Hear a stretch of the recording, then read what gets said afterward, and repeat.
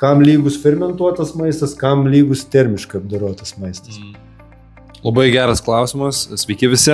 Tai aš tai sakyčiau taip, kad fermentuotas maistas yra lygus gyvybei, o ultra pasterizuotas maistas, jisai atima gyvybinę energiją. Iš tikrųjų, organizmas sunaudoja labai daug savo resurso, kad suvirškinti tokį maistą. O tada, kuo yra unikalus fermentuotas maistas, yra pagrindė, tai sakyčiau, vis tiek dviem dalykais.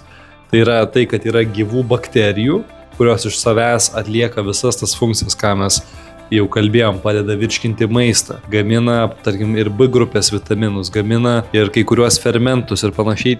Tie fermentai taip pat padeda suvirškinti maistą, lengviau jį įsisavinti, ir fermentuotame maiste todėl yra ir fermentų arba enzimų. Tai apskritai praturtina žarnyno ir bakterijų gerovę ir žarnyno tai kaip tiesiog yra įsisavinamas maistas.